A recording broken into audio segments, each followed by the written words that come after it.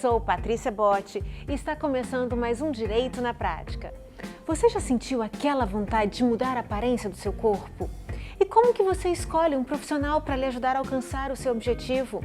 Vamos falar sobre os cuidados que você deve ter na escolha de um profissional de educação física e também de um cirurgião plástico. Acompanhe agora no Direito na Prática.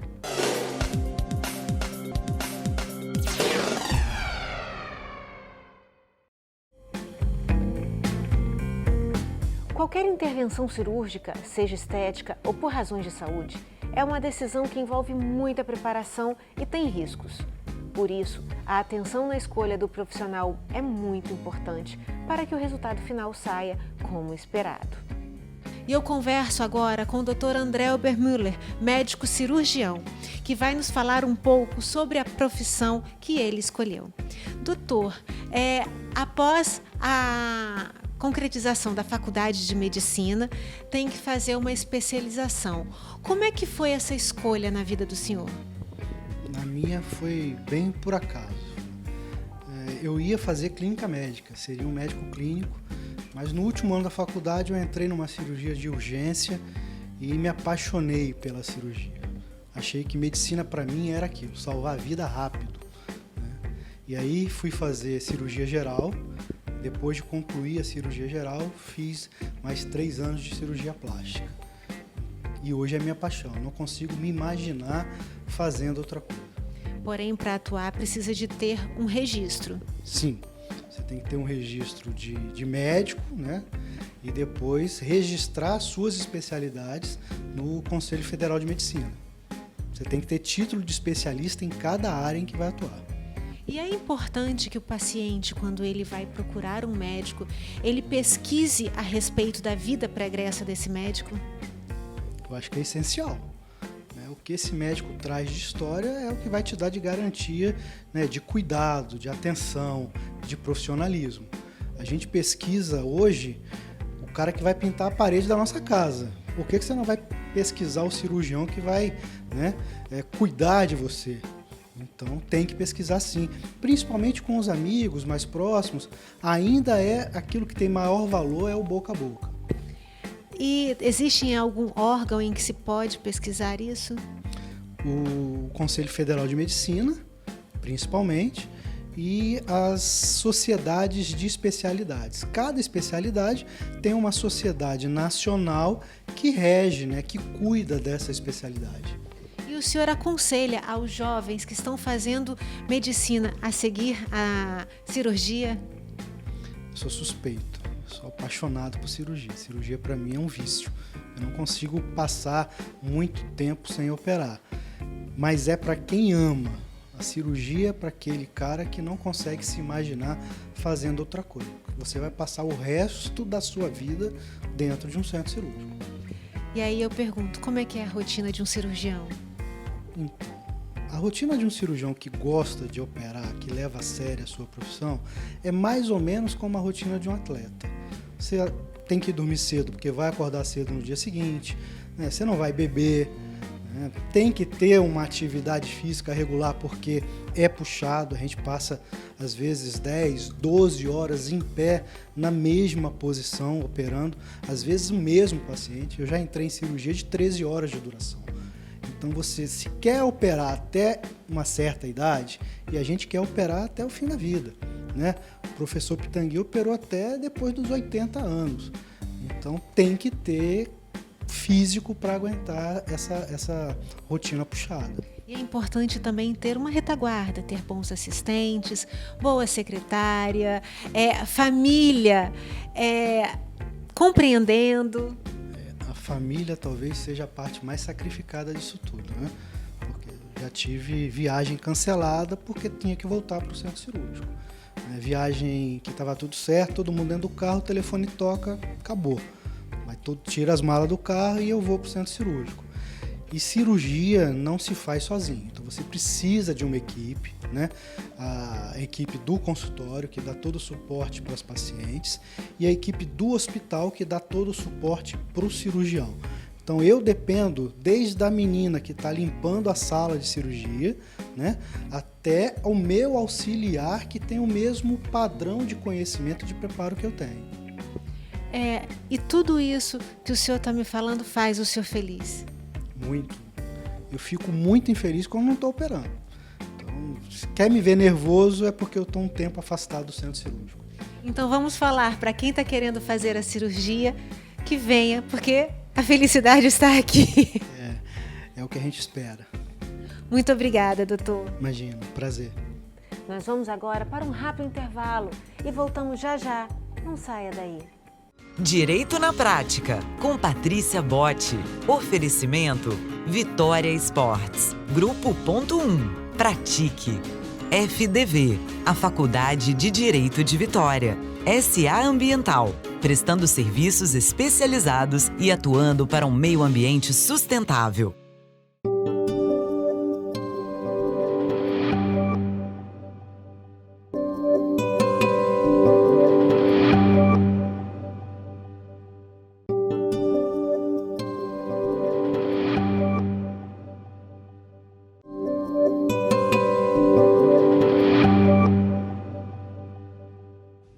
Estamos de volta e agora você confere uma entrevista exclusiva com o professor Rodolfo Pamplona, que esteve em Vitória e falou conosco sobre o direito do trabalho e suas características. O Direito na Prática conseguiu uma exclusiva com o professor Rodolfo Pamplona Filho, que vai conversar com a gente sobre a Justiça do Trabalho.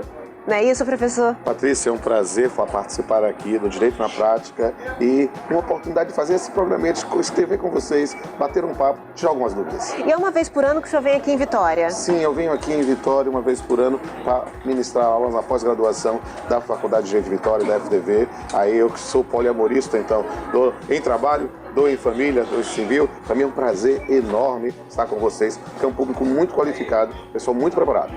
E nós vamos agora falar de direito do trabalho e depois de família também. Mas não, estamos aí para conversar. Doutor, a Justiça do Trabalho, o direito do trabalho, ela passa aquela ideia de ser protecionista ao trabalhador. Com essa reforma, como é que ficou essa questão? Essa é uma concepção importantíssima, porque tradicionalmente a ideia do direito do trabalho é para proteger mesmo. A lógica do sistema do direito do trabalho é de proteção como uma tutela diferenciada de vulneráveis. O sentido do direito do trabalho, como o sentido do direito das relações de consumo, é um tratamento diferenciado para desigualar aqueles que são desiguais. A lógica é de um direito intuitivo. Só que, com a reforma trabalhista, essa já consolidada, da Lei 13.467, o que aconteceu? Nós passamos a analisar determinadas circunstâncias em que houve uma modificação da legislação, não para proteger o trabalhador, ou o empregado, ou o emprego, mas sim a atividade econômica, a ideia da empregabilidade. Então, na verdade, nós passamos hoje, talvez por uma crise ontológica do direito do trabalho. Qual é o seu papel? O que é que ele quer ser?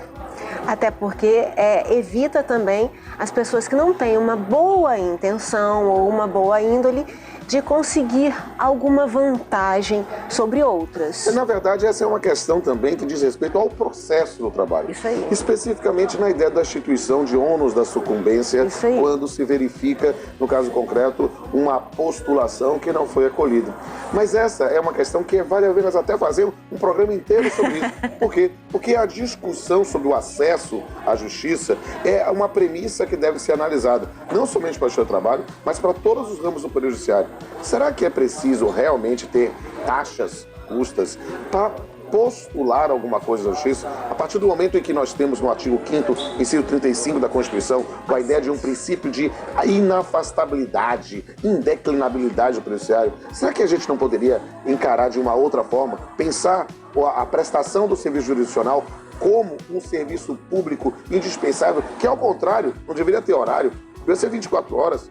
Quando nós pensamos, por exemplo, numa vara criminal, uma ideia de uma audiência de custódia, o crime não tem que ficar esperando no dia seguinte. Sim. Então, ter esse tipo, que não deveria ser só plantão, devia ser o indivíduo à disposição tal qual, quando a gente pensa em saúde, quando a gente pensa em educação, nós temos que pensar, talvez, numa concepção da própria noção do Estado. Só que o papel do Estado, o perfil do Estado na contemporaneidade tem sido repensado. E isso gera uma onda também no campo da atuação do Poder Judiciário. E essa questão que você está falando do horário ajudaria muito a vida de todos os advogados, porque o nosso horário é restrito. Exato, mas o que acontece hoje? Dentro desse redimensionamento do papel do Estado, as pessoas dizem, olha, agora com a ideia de contingenciamento, com a ideia de restrições orçamentárias, os próprios órgãos do Poder Judiciário estão limitando o horário e o acesso, quando a lógica devia ser inversa. A ideia de ampliar para que todo aquele que tem uma demanda pudesse postular. Só que, nesse novo perfil, as pessoas dizem assim, não, olha, então, já que eu agora tenho que pagar para entrar, tenho que, se por acaso eu não tiver uma pretensão acolhida, porque não é uma pretensão acolhida porque você fez diante de má fé ou algo do gênero. Não, porque em função de determinadas circunstâncias, a sua produção de prova não convenceu o magistrado. Então, o indivíduo faz uma expressão futebolística, ele diz assim, olha, eu só vou na bola certa, eu só vou para bater pênalti, eu não vou especificamente para construir a jogada. E aí ele suprime os próprios direitos. De certa forma, sim. E não somente a ideia de supressão em geral por falta de prova, mas também tolhe um pouco a noção da criatividade. Por quê? Porque um dos papéis que a Justiça do Trabalho sempre teve foi justamente em função das postulações, eu sempre digo, em jurisprudência é caso de apropriação intelectual indébita.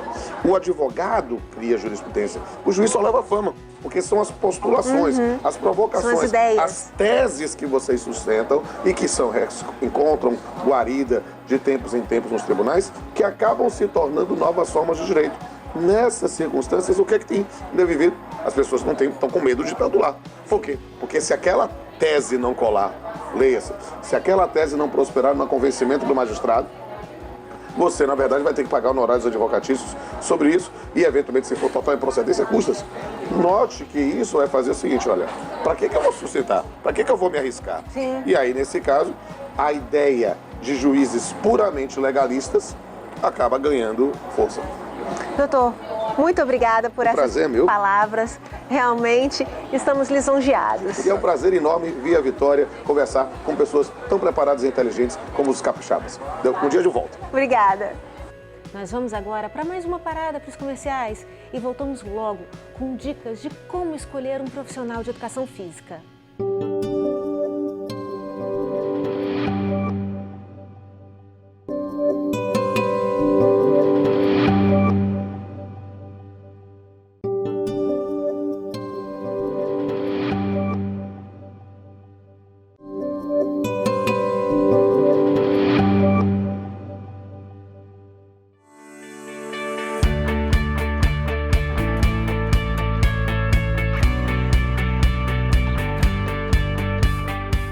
Cada vez mais estamos em busca de um estilo de vida saudável e, para isso, é importante a prática de exercícios físicos. E nessa busca, muitas pessoas procuram educadores físicos para orientá-las. E no momento da escolha do profissional, a pesquisa e informação são fundamentais. Laís, qual é a formação de um personal trainer? Para a gente se tornar um personal trainer, primeiro a gente precisa ter o curso de educação física, então eu preciso ser graduado em educação física, é o princípio aí básico para a gente poder começar a atuar como personal trainer. Não é necessário uma especialização para ser nominado personal? Não, não é necessário uma especialização. Existem algumas pós-graduações focadas na área de personal training, mas para atuação não é necessário, somente mesmo o diploma em educação física. E coach? Qual é a formação de um coach? No CrossFit, o coach, porque hoje em dia usa-se muito esse termo coach, né? No CrossFit, o termo é usado a partir do momento que você faz um curso de certificação da CrossFit. Então, a gente recebe o título de coach a partir do momento que você faz a certificação. Para eu ser coach, eu preciso também ser educador físico. Então, eu preciso ter o diploma em educação física e o curso da CrossFit Level 1, no caso. Essa certificação em CrossFit, ela é feita por alguma instituição, entidade, como é que é? Sim, a certificação da CrossFit ela é feita pela CrossFit. Hoje o curso já veio para o Brasil, então a gente consegue fazer esse curso aqui no Brasil, mas são ministrados por coaches americanos. Então são pessoas que vêm dos Estados Unidos justamente para aplicar esse curso para a gente. E não é a primeira certificação, depois daí tem outros níveis da certificação. Eu fiz o nível 1 e fiz o nível 2 da certificação. Então eu sou coach level 2 no meio do CrossFit, né? Beto, e como que o aluno pode se certificar que ele está realmente num CrossFit cujo coach tem o Level 1? Bom, primeiro ele tem que certificar que o box que ele vai está afiliado ao CrossFit, tá? Segundo, ele tem que ver se os profissionais são coach Level 1. Vai através do link da CrossFit e vai observar se os nomes dos profissionais que lá trabalham estão certificados lá. Ele está seguro de que está fazendo com coach Level 1. Mas explica pra gente o que é o CrossFit. O CrossFit, de uma forma bem popular, o box de CrossFit é uma academia de exercícios funcionais, onde a gente trabalha 3 grandes pilares, né? Que são os levantamentos de peso olímpico, os ginásticos e os exercícios cíclicos, tá? Aí formou um Greg Glassman, ele formou uma atividade que continha esses 3 pilares e nasceu o CrossFit. Ele fundou o CrossFit, foi o fundador. Nos Estados Unidos? Nos Estados Unidos. E aqui no Brasil? O CrossFit, tudo está ligado ao CrossFit lá de fora. Quando você paga para você ter um CrossFit aqui, você está trazendo a modalidade para cá, se tornou uma modalidade. Para você abrir um box de CrossFit, você precisa ser coach Level 1. Mas aqui no Brasil, necessariamente, nem todos os boxes usam coach Level 1 para dar aula. Mas um box que é totalmente regulamentado, com profissionais habilitados, para abrir, ele precisa de ter um coach Level 1. Todos. Inclusive todos os boxes de CrossFit regulamentado pela CrossFit tem que ter um coach Level 1 em todas as aulas. Mas no Brasil nem sempre isso acontece. Existe fiscalização aqui no Brasil? A fiscalização que existe no Brasil é o CREF, Conselho Regional de Educação Física, que permite que um profissional de educação física ministre aulas. Então, se um profissional de educação física ministrar aula que não seja Level 1, ministrar aula dentro de um box de CrossFit, para o Conselho Regional tá ok, mas para CrossFit não, entendeu? Ele necessariamente tem que ter o Level 1, no mínimo. Laís, e o que é um personal trainer? O personal é um educador físico que trabalha com aulas personalizadas. Então ele tem um aluno por horário, às vezes 2, não mais do que isso, porque o treino é totalmente individualizado. Então existe o professor de aulas coletivas, que você vai trabalhar, normalmente você trabalha nas aulas de academia com a ginástica de academia, você trabalha uma aula de spinning, de corrida até, e o personal vai atuar diretamente com o aluno. Então ele vai montar um treino totalmente individualizado para aquele aluno, né? Nós falamos que o coach e o personal, ambos eles são profissionais de educação física, eles têm que ter o curso de educação física. E qual é o risco para o aluno estar sendo assessorado por uma pessoa que não é profissional da educação física? Bom, isso tem acontecido bastante, né? Na internet tem muito professor fake e eu acho que o maior risco é você se machucar. Você tem uma graduação de 4 anos que o professor estuda, que o professor busca conhecimento, e uma pessoa sem conhecimento vai estar atuando diretamente com a saúde, né? Eu costumo comparar que é a mesma coisa você procurar um médico que não é médico. Então você está colocando a sua saúde em risco na mão de um falso profissional. E esse falso profissional, ele também corre riscos? Corre risco, até de ser preso. Porque se ele for denunciado ou se o conselho pegar, ele é preso.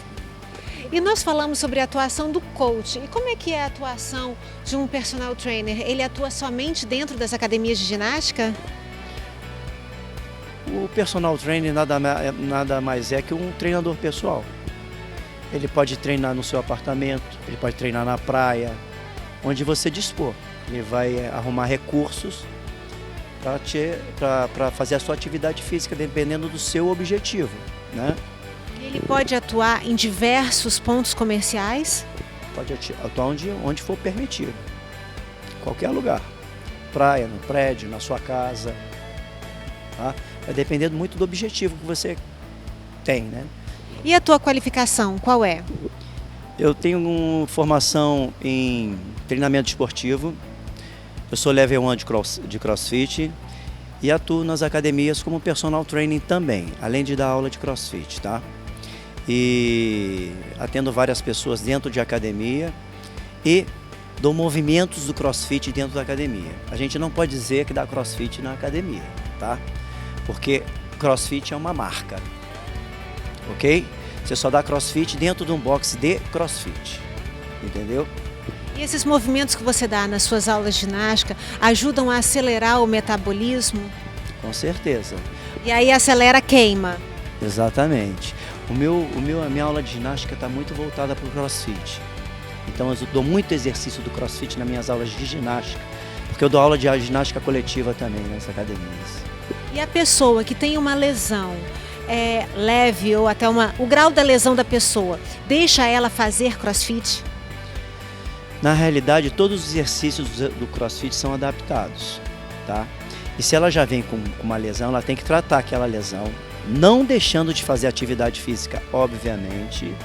E à medida que ela for desenvolvendo, ela vai readaptar e ela vai voltar a fazer o que ela não podia fazer antes, entendeu?